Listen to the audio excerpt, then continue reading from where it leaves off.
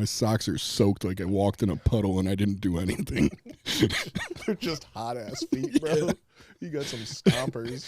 Did somebody tell you recently that your feet look like they'd be great at stomping grapes? Yeah, like, what does that mean? Yeah, my niece was like, you got grape stompers. We were talking about making wine. She was like, Uncle Juan, you'd make good wine. Those feet are built for stomping grapes. They're just wide freaking 2x4. They're blocks.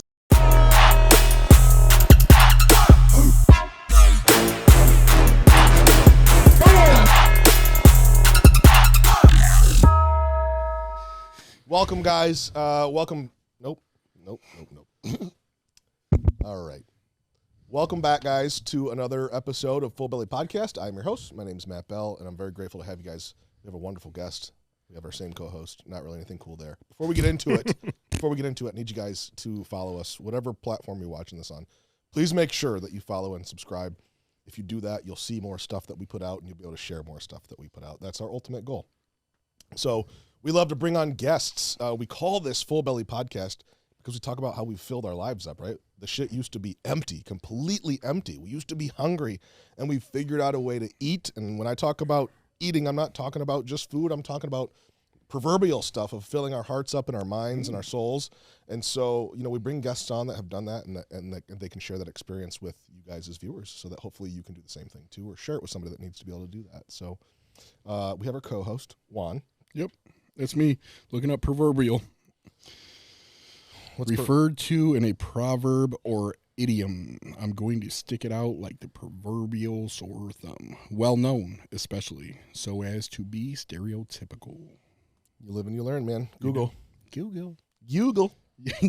just got to, mitigate things. And yeah, man, I just felt like it was an arbitrary situation that I needed to get in front of. Arbitrary? An arbitrary situation? Arbitrary. Yeah. It's really good. We love Juan. Thank you for being here again. It's our second episode today. It is. We should probably change outfits so it looks like we don't film all the episodes in the same day. I'll freaking. You want to put my coat on? We haven't introduced you yet, Brian. You can't talk. Yeah, Brian, you're not even here right now, dog. Chill out, dude. You're supposed to act like you're walking on as we're introducing you, right. Dude. Like we have a whole freaking set, dude. Right. All right? We're doing something right now, and you're busting our balls. We have to go into our sponsor. Yeah. Oh, man, first. I forgot about our sponsor. Yeah, we've got a really nice sponsor. I forgot about our sponsor. We have a really nice sponsor. Yep. It's a nice one, guys. Give you my word on it. Yeah. Okay. All right. Yeah. I forgot who our sponsor was. I just thought of it. Couldn't think of who our sponsor was. Actually, just ate their lunch. Bibby Bop. Bibby Bop. You've had Bibby Bop before, right? I've had Bibbies. I forgot who it was, but I want to thank Bibby Bop for sponsoring this episode of Full Belly Podcast, episode 53, or carry the 2 plus 1. Lots of wonderful food at Bibby Bop. They believe in our mission here. Yep. They've got kimchi on their stuff, and all their food comes from a certain place that Juan's going to talk about. But they are phenomenal. They've given us free food for the next 16 years for all of our staff that are above the age of 35. They have restrictions, and so I just want to thank them for being able to sponsor us this much. Yep. And for just believing in what we're doing here at Team Recovery. If you are interested in sponsoring us as well, let us know because you'll get a shout out just like this. Yeah, dude. Yeah, man. First and foremost, I want to shout out fucking my good buddy, Mr. Bibby. He's look, Bibby, man, shout out, dude. I love you so much, bro. Thank you for all your continued support over the years. The T-ball set when I was a kid, and my first catcher's mitt when I was playing hockey when I was a teenager. Like, I just want to say thank you for that, Mr. Bibby. Kind of like P Diddy, not T Diddy, but P Diddy. Mr. Bibby took the bop off his name long time ago because he just grew into it. But let's hop into it, guys. I want you guys to get really familiar with the Bibby Bop cuisine, art, delicatessen. Here we come. I'm something. And I'm going to tell you, they got kimchi all over it. You might think it's a topping, but it's actually Bibby's uncle. Uncle Kimchi handles all the business all the time, bringing food on the grind, dude. And they believe in philanthropic works, and they don't believe in girls that twerk, so don't do that, or you get nothing. And now I want to get into the good stuff, guys. All the good things that Bibi Bop does. They support the United Way, the National Kingdom of Demographical Studies, and they also run a data census for the National Institute of Coping Mechanisms. And they do this for free. And we just so happen to be, because of the services we provide, LinkedIn. Also, he got me a catcher's mitt in hockey, Mr. Bibby. So if you want to get on their list of good vendors and good people to be tendered, then you need to holler at them at 432-145, baby. And that's going to be a good way to contact him. And if you can't get him, you're going to want to call me. You'll have to figure that one out because I don't give my number out, baby. But hit us up. Get with us, call Bibi Bop, and have Uncle Kimchi stand on that. Fire? Good?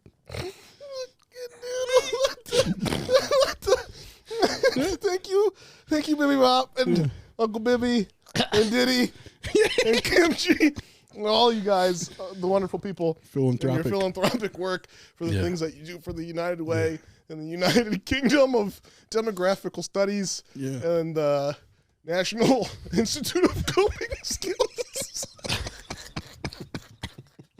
National Institute of fucking. I can't snap out of it. I'm sorry. I'm sweating. I'm really hot right now. Thank you. I love Bibi Bop. Let's move on to our guest. It's time to introduce our guest. He's been a guest on here a couple different times. This is the second. Is it only the second? No. I'm lying. No. Yeah, he's been here multiple. It's like 3 or 4. Yeah, he's been here multiple times. First one on this set. Brian's his name. You guys know Brian. Welcome. Hi. Welcome, my friend. Hi, everybody. Thank you. First and foremost, I think it's important to point out your shoes. And we can keep the applause going for the shoes.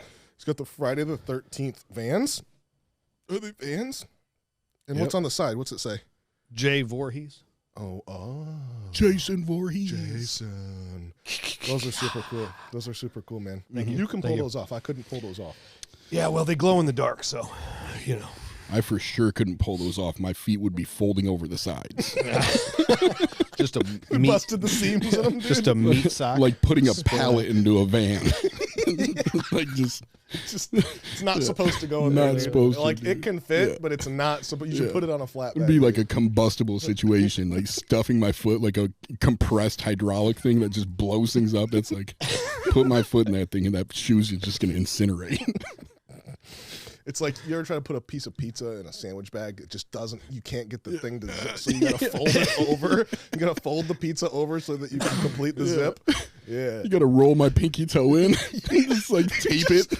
You're stuffing it in there with a pencil, dude. You're tucking it all in. You're tucking it all in, dude. He said stuff in the side of my fat foot in there with a pencil. You gotta, Brand new pencil, not the eraser end, but the new end. the flat end before it's you gotta using a pencil to put your shoes on, bro. Well, You know you got a problem when you use writing utensils to put your shoes on. I hope all the listeners are really visualizing this like I am. Do you want to try it on and show them? Dude, you don't want me to do that. You need another shoe to walk out of I here have, today. yeah.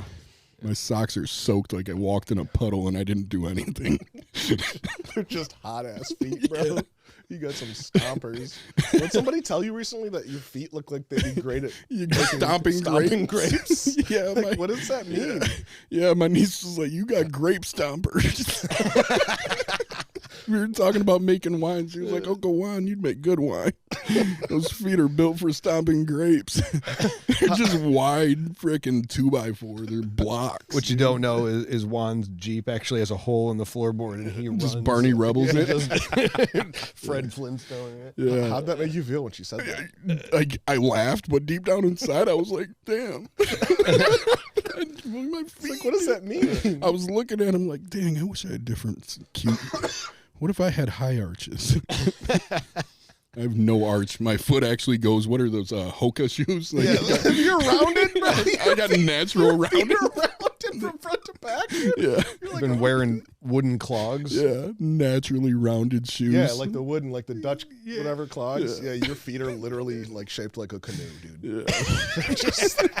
they're just It's a dugout. yeah. I'm sweating so bad. I know. I'm hot. Brian, thanks for coming on, man. Thanks for having me. It's good to have you. Yeah, thanks. What do you want to talk about? I have some things to talk about, but I want to see what you have to talk about. What's new with you? Oh man, what's new with me? I have a kid. That's not new. You have a new child? No, that's not new. When did that happen? I didn't know that. No, my daughter is 17. She's a senior in high school, and we're doing all of the college tours and stuff. And she just announced where she's going to go, and I'm, man. Where's she going? She's going to go to Cleveland State University. That's amazing. Go Vikings. That's awesome, man. Yeah. Congratulations. That's Yeah. got to make you feel proud. It makes me feel proud, terrified, depressed, All the above. all of it. Oh, it's Man. brutal. Yeah. Yeah. I haven't thought about that. Yeah. It's not in my immediate future, but it will come at some point. It will. It Yeah. will. And probably you won't be prepared for it. I don't think there is any preparing for it. you No. know? At least she's not far, like too far. You know what I Yeah. mean? Cleveland, far enough, I guess. Yeah. But 2 hours, you can get there. Yeah. I could get there in an hour if somebody hurt her. Yeah. It's like, I can get there real quick. It's like that. If I need to, I'll get there. Yeah. That's amazing, dude. Yeah. That's amazing. God, what was I going to talk? I was going to talk about something that happened here recently. Give me something. Dude, I don't know. I'm still stuck on my feet. He's like, give me something, bro. Oh, I know what it was. So I just feel like there's certain people here. Yeah. There's a lot of people actually, but like, what makes this place so special, right? Brian's one of those people. Yeah. Sure. And so we've been talking a lot about what is the statement, right? Like the Responsibility statement, Yes. right? Yes. Yeah. And like some other things that we're trying to come up with, just being culturally different. Yeah. So let's talk about that. Yeah, Like dude. like just the whole ritual and the being part of something, feeling like you're a part of something. Yeah. You know what I mean? Not just like you're here at another healthcare center. Mhm. Like you're here to be part of a family, Mhm. which I think is so important because like addiction in a nutshell is being disconnected from so much Yeah. shit, dude, right? Like your family, your friends, employment, whatever. You're just completely disconnected. Society. Society Yeah. in general, you're Yeah. alone. Like and like a large part of it you've done to yourself, but nevertheless you're alone, and nobody loves to feel alone in perpetuity without a vision of hope or like to know that maybe I can have connection again someday. And so to come in here and have like a pleasant experience early on right away, and to know that you can be part of something until you can go off and find your own family, Right. your own friends and stuff like that. Like, that's really what we're trying to build here. Well, you have a culture no matter what you're doing. Even in like drug addiction, you live in, you have a sense of culture. It's like beliefs, values, all those things are a part of that. Like having a culture. So if you're living a street life, like you're living according to the culture of the street, you know what I mean? If you're living, and if say you're a hustler, like you live the culture of a hustler. There's certain things. So no matter what you're doing, you have culture in your life, you know? Yeah. And some of the things that you would think of for a drug addict is like isolating. That's a part of what happens. Right. It's a custom. It's one of the customs per se. So, you know, now like for us, like just building upon like what do we want our culture to look like and feel like and be like here long term, because things change. Things change, people change, the location changes, demographic of need, like we talked about in the last podcast, the needs are going to change. But if our values stay the same, then the feeling and the culture of what we're doing, if it rallies around that, stays the same. And people want to feel a part of something. They do. They want to belong. And, you know, I brought up my daughter going to college and stuff. And I was just thinking, like, you know, everybody wants to be a part of something, and not just the individual, right? But like when somebody goes to a college, you know, I go to University of Toledo, I've got Rocket stuff everywhere. Right. You know, I got the T-shirts, I go to the events, and but also like the first thing I did when my daughter like declared that she was going to go to Cleveland State, I got a Cleveland State hat. I got a Cleveland State dad shirt. You like, bought in. The whole family is bought in. And I feel like Team Recovery is the same way. Like, and even after somebody graduates from high school, or not from high school rather, but from college, they're, you know, you see license plate frames that say like University of Michigan alumni, like there's stickers, like it, The once you're graduation itself. the ceremony, right? The pomp and circumstance. Like once just completing treatment here at Team Recovery does not mean you are not a part of Team Recovery anymore. You're always a part of Team Recovery. Yeah. And I said that from the very beginning. We had, 3 clients or something at the very first, when we first opened. I said, us working here are not Team Recovery. We are Team Recovery, and I love the responsibility statement because it really emphasizes the fact that we are a community. It's not us and them, it's us. Yeah. Yeah, dude. Yeah. I love that. I love that so much. Why couldn't other people do this? Why can't other agencies do this? You got clean in prison. So I can't imagine that the COs were like, hey man, we're going to be friends forever. You know?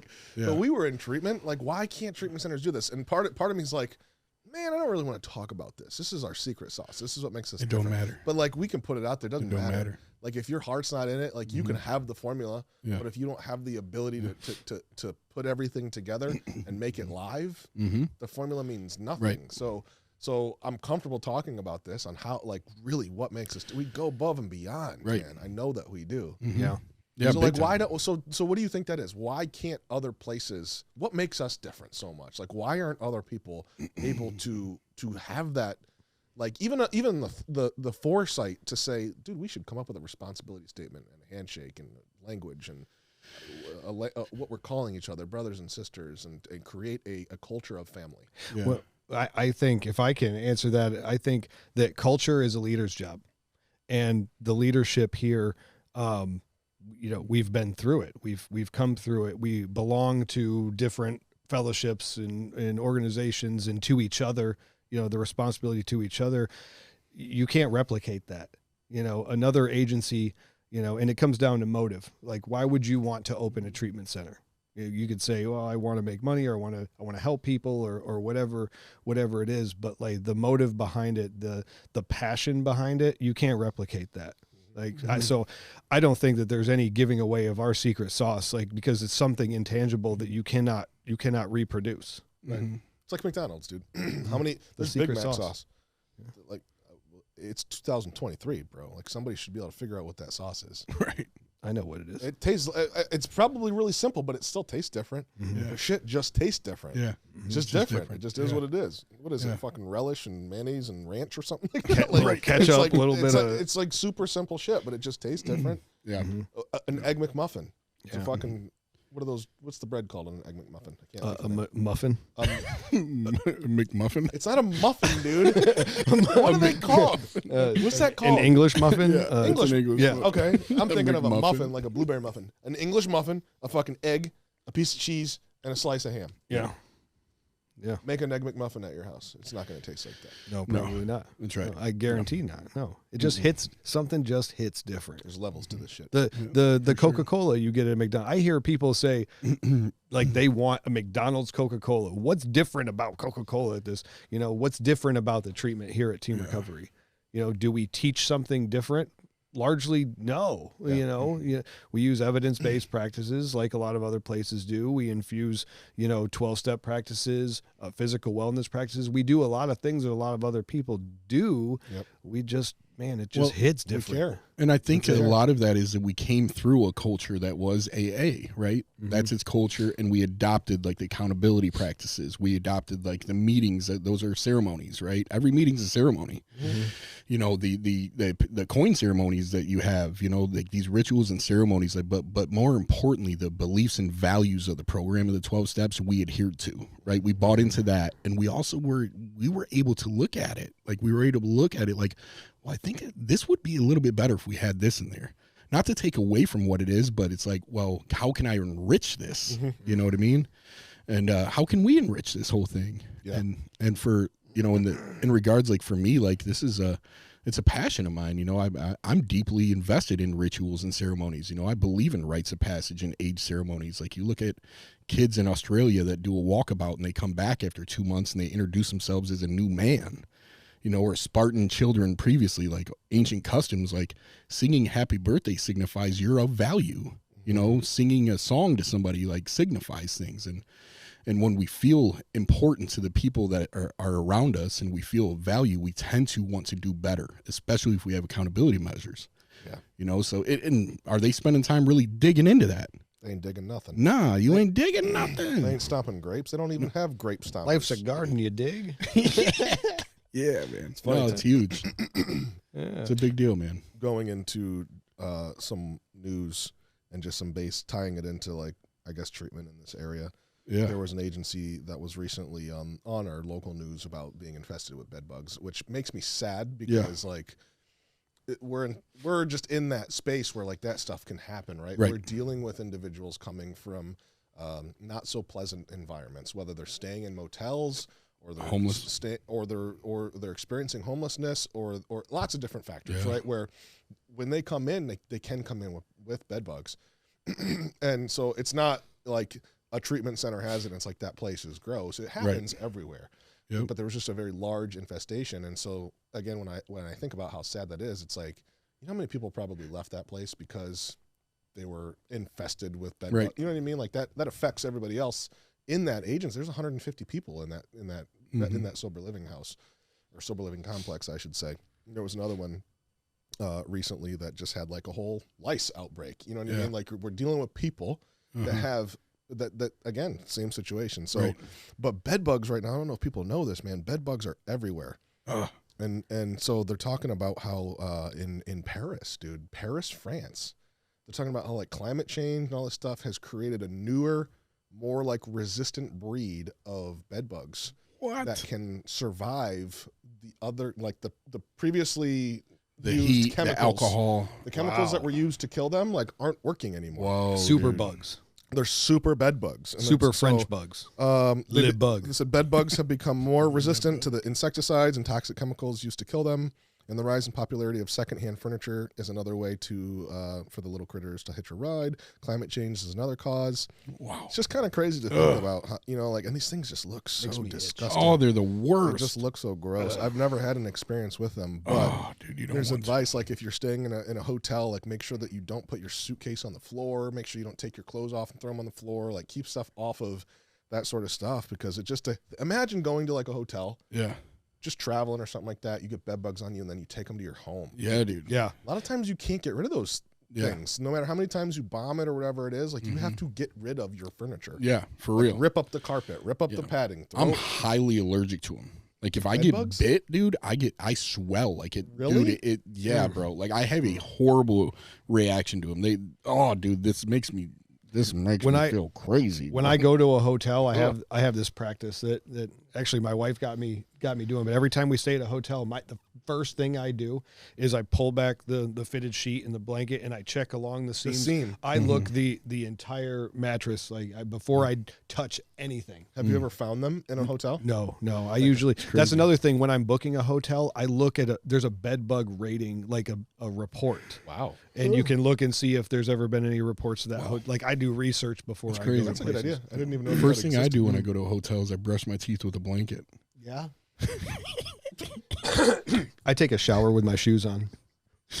Brush your teeth with a blanket, dude. I don't know. Yeah. I don't know. I just wanted to say it. You call room service. It's part of my traditions. Does Mr. Bibby deliver some? No, dude, I just can't talk about this anymore. I hate bed bugs. It's freaking me out, man. We'll change the subject. I'll give you guys a little bit lighter piece of news.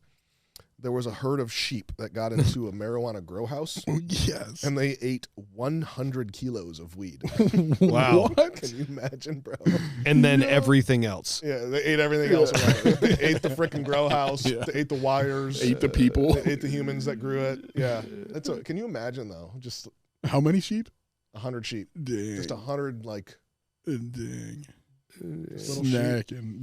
They were mad. 100 kilos of, what did I say? 100 kilos of weed. So I wonder if it was like nugs or if it was just like the whole plant. Probably the whole plant. If it was, You think so? I don't know. So if they ate the whole plant, if it was budding, then they ate some nugs too. Yeah. Can you get high off of eating weed? Damn, that's 220 I don't know. 20 pounds. 220 pounds of weed. So you got 100 sheep basically eating 2 pounds of weed each. Dang. That's a lot of.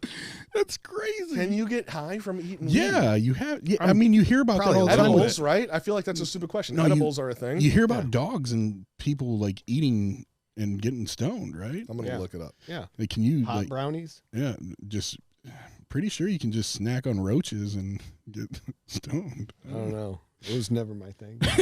Yeah, I'm trying to. I don't know. I'm digging here. It's probably not a thing, but I'll tell you what, dude. That was probably. I wonder what the value of 220 pounds would be. Yeah, I don't know. I'm getting some mixed reviews here. Unfortunately, Extrapolating that data. That's $87,420. but it'd be really funny if it did get them. I just high. made that up. It seemed right, It'd be really funny if it did get them high. Man, those people were probably pissed though. dude. What's 200? I don't even know how much weed is worth anymore. I mean, just say it's 200. What's a weed of pound? A weed of pound. a pound of weed go for? Just say 1,000 What's really? wholesale. Say 2,200 Why do you know the answer to that? because I sell no weed. But Mr. Bibby does. Mr. Baby Dog. Yeah. Kimchi and Colombian Mr. bang bang. $1,300. Yeah. Generally speaking, so 13. What did I say? 220 pounds. Yeah. 220. Did times Google 30 just tell you how much a pound of weed? You're on a list somewhere. Some. That's over $250,000. Just $286,000. Oh, that's a hit, bro. That's a lot of weed. Dang. There's going to be a lot more grow houses around now if that issue 2 passes. Yeah, that's true. Yeah, issue 2 in Ohio, the recreational. How do you feel about that? How's that make you feel? I'm for it. Why? Because I'm actually for the decriminalization of all drugs. I don't think making something illegal is going to stop addiction problems. We were talking about this on the last Yep. podcast. Literally, Yeah. not this, but the decriminalization. So, can you expound upon that a little bit? Why? So the decriminalization component is the most important factor for you. Yeah. So can you explain that? I think that like the crack epidemic of the 80s and 90s and stuff like that. They tried to the war on drugs. They tried to lock everybody up. It solved nothing. Mm-hmm. It's all. But you have communities right now, primarily on the West Coast, like Seattle's pretty progressive and stuff, that have clean needle exchanges and recreational drugs, and not to mention a large majority. I don't have the statistics on me right now, but a large majority of the overdoses is because people don't know what it is they're taking, what's the potency and stuff, So if there was some kind of regulatory, if I, God forbid, but if I went to a store to buy my heroin, right? There's an FDA amount of whatever opiate in this, I feel like making something illegal doesn't stop it. Prohibition prove that. Right. I think alcohol is the most dangerous drug there is. Correct. It kills more people than anything else. Yeah, hands down. I would Actually, it's either that or tobacco nicotine products. I'm not quite sure which one kills more, but alcohol and tobacco nicotine products are the top 2 by far. Yeah. Or and they're both legal. And don't get me wrong, I don't suggest that anybody drive under the influence of anything, but I would much rather somebody stoned on marijuana drive than somebody drunk on alcohol. Yeah. I don't know anybody that's ever gotten stoned and beat up their wife. You didn't see me. Yeah, I've seen some people stoned do some crazy shit, dude. Well, that is true, and I guess you can't really compare one. I hear to what the you're other, saying, though. but- I hear what you're saying. It's just less. Yeah, you're not seeing the absolute chaos that happens with Right. literally, dude. Turn on the news tonight. There will be somebody on crystal meth in Florida eating a kid's face off or something Correct. like that. Yeah. Just absolutely crazy shit. Mhm. Generally, you don't see that sort of stuff with marijuana.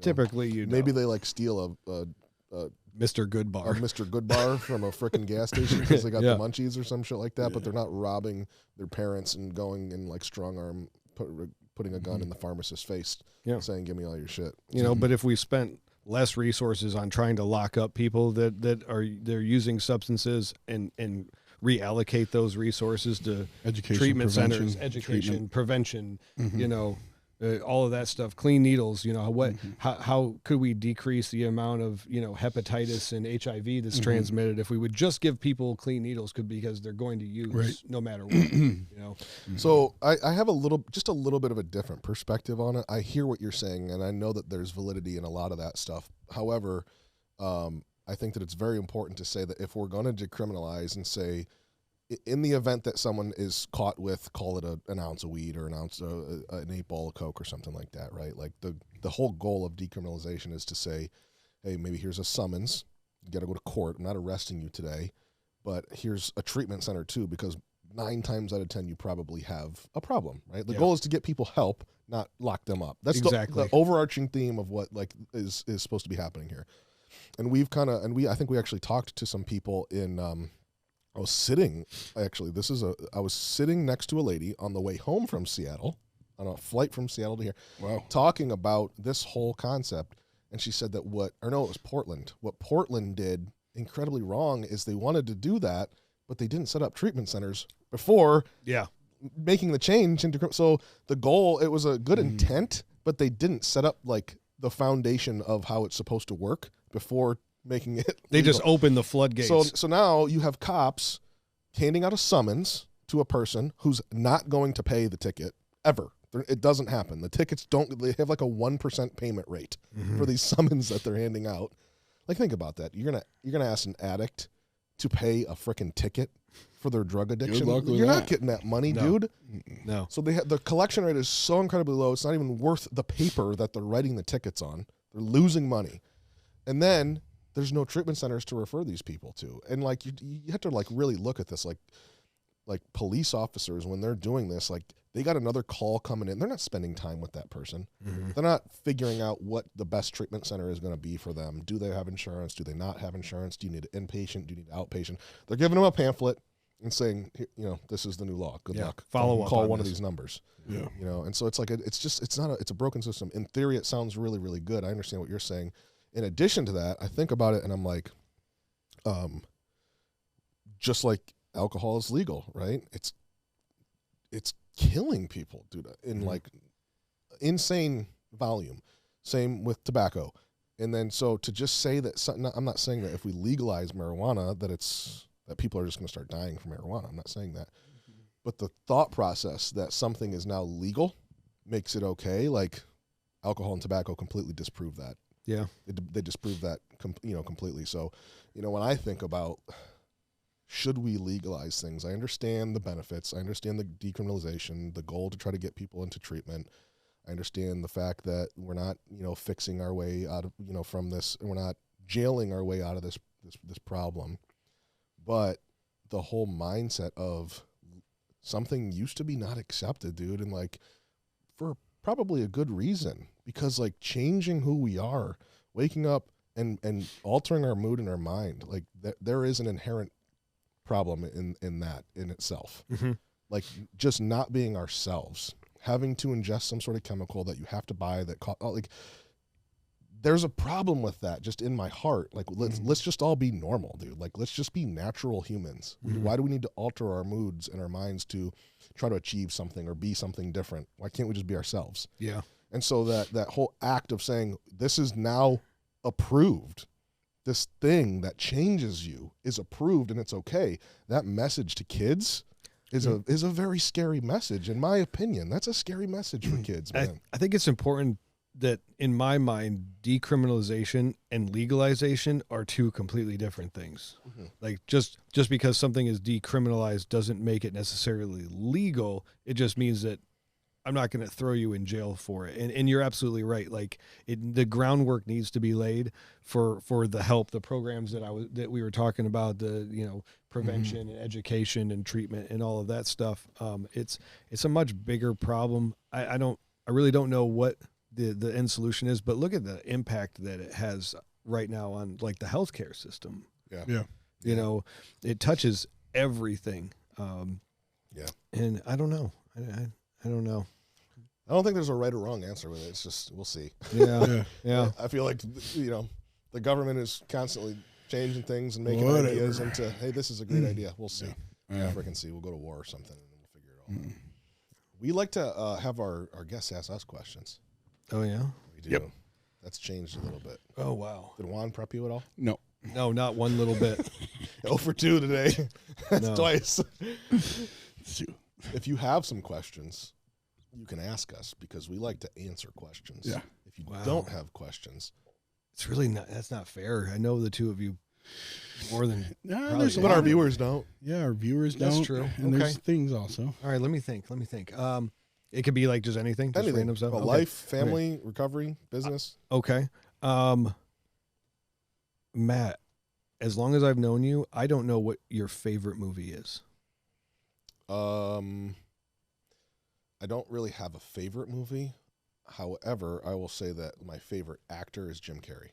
Okay. So, I knew that. I would at any time, any day, be willing to watch Pet Detective, When Nature Calls, Dumb and Dumber, Cable Guy, Liar Liar. Any of those movies, like, I don't view one as better than the other. I would be just as happy watching one of those as I would any of them. Okay. Maybe Dumb and Dumber. Yeah, Maybe Dumb and Dumber, dude. So Yeah. good. I think. And honestly, both the Ace Venturas are so good too. Yeah, they are. Yeah. The two Ace Venturas and Dumb and Dumber are definitely my top 3. Okay. Yeah, dude, All right. those are bangers. God, they're so They're so good. Oh, Juan, what can I ask you? I don't care. Okay. What's your favorite movie? Yeah. What's your favorite movie? Feifel Goes West. Fievel What? Mouskowitz. Feifel Goes West. No, I'm just joking. Fievel? In American Feifel Tail. Goes West. Life of Pi might be my favorite movie. Wow. Really? It's a good one. Life of Pi might be my favorite movie. It's a good movie. Never seen it. It's really, really, really good. You should watch it. Yeah, it's really hard for me to laugh at movies. Old Jim Carrey stuff can make me laugh, but comedies, it's really difficult. If I'm not able to interact in a situation, I tend to not laugh. It's like I need to be a part of this to laugh. Really? Yeah, it's So hard. if you're watching Jim Carrey, you wouldn't be able to laugh at that. Jim Carrey's an exception. Okay, There's what a couple about exceptions. What about like Will Ferrell? You're watching a Will Ferrell movie. some and of you it? can't laugh. Some of it I can. Some of it I can't. Yeah. Really? Something I'm telling you, dude. Like I'll watch a comedy with you guys, and I'll be like, oh. You think you're funnier than Will Ferrell, huh? I just That's want to what be. You're I watching heard. this and you're like, I'm funnier. Than No, I this want to You be hear a that, part. Will? I want to be a part of laughing with like creating things. Yeah. I don't know. It just hear you. doesn't hit me. It It just doesn't. makes it just makes you Richard sad. Pryor. You watch a comedy movie and you just get sad. I'm like, it's stupid. So Sit dumb. down for a good comedy Yeah. with a box of tissues. Yeah, and I think a big part of it too is I just prefer to cry over laugh. Yeah. That's weird. So let me watch Life of Pi. Okay. Yeah. Interesting. I Yeah, like it. yeah. You should watch it. You were going to ask him another question before I said, what's your favorite movie? It was stupid. I was going to ask at what age he stopped wearing underwear. That's actually a great question. Wow. What? Do you have underwear on right now? No, I don't. Really? You don't wear underwear? Sometimes. Yeah. Depends. Sometimes. What if you shart? Then I just let my body be a body, and that's shit. You know. So if you shart, you're shirting directly on your pants right now. Well, I mean, it's not like you're not gonna freaking Right in the denim. bleed through into your you know. So, Yeah. and then if you shart on your denim and then you sit on a chair, you're basically getting shart on our chairs. Yeah. That's right. There's no. Yeah. Are you okay with that? Yeah, I'm fine with that. That doesn't bother me at all. What? Are you okay with it? No, dude. What's wrong with you? I've practiced for like 40 years now to make sure that I don't shart. So I'm fine. You've been practicing not sharting. Yeah, you know, You're holding telling me in you farts. don't. When's the Do last you? time you sharted? I've never sharted. You've never sharted. Never in my life have I sharted. Matt? That Matt's is a crock of shit. Dude. It's not. When have I ever not told you something? I've never sharted. Ever.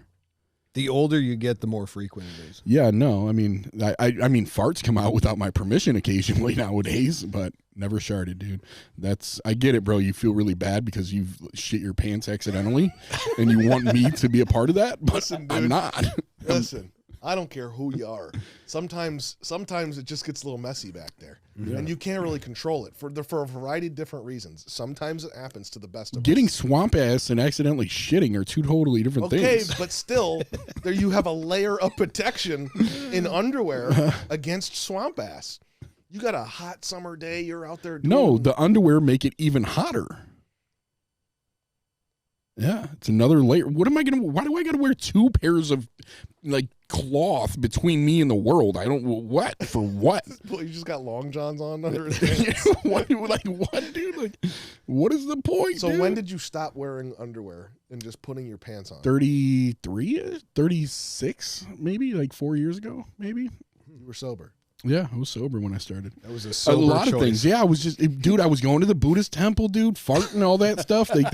One day I was meditating at the Buddhist temple of Toledo. Shout out, Buddhist temple of Toledo, and this lady kept farting, dude. Right, and there were like 30 of us in the room, bro, meditating, dude. And Did it stink? and rinsing, dude. Jay, shout out Jay. He said, "It's okay, everybody. Just let your bodies be a body. It's okay. That comes with having a body." And like everybody was giggling, and it was like, "Yo, like just let your body." Let's like, all fart, man.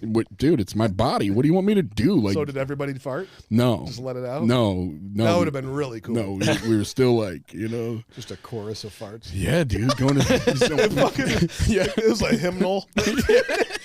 Just all everybody, yeah. in ritual together. Yeah, like glass, like glasses, and you're making it so sound good. glass. I'd be hitting the high note. Yeah, just doing the ohm with the fart noises, dude. Yeah. And then everybody cuts it off at the same time. Yeah, no, dude, I don't know, man. I just was like, these underwear are stupid. Why am I wearing them? That was a great question. Yeah. It was. I'm not too happy about it. It felt kind of weird to me. It wasn't like Not a very good best question time. for me. I did not like that question. I feel kind of weird. Well, Yeah. And you did a great job answering. That was a great question, too. Thank you. Thanks for asking that. Listen, I want to have you. It's crazy because your office is literally 30 feet that way. Yeah. You're welcome anytime. Thank you. We love you. Yeah, Thank you. Great I guest. love you. Great guest. Such a good one. I know. Yeah. You know, so good. I want to thank everybody for watching. Wonderful episode with Brian. And thanks to all the folks at Bibby Bop for sponsoring this episode, too. We cannot forget about you and all the wonderful things that you and Uncle Bibby and Uncle Kimchi and everybody else does for us. So if you found value in what we talked about today, I know that you did. Please make sure that you follow us if you haven't already. And make sure that you share this with somebody else, too. We have a hotline, 419-561-LIFE. Operates 24/7. If you just want to call and talk, if you have questions, if you need resources, we don't care if that's with us or with somebody else. Please make sure that you call us. Our goal is to help you find what you need. So we appreciate you guys watching so much. Another great episode of Full Belly Podcast. Hope to see you next time. Thank you so much. Have a great day.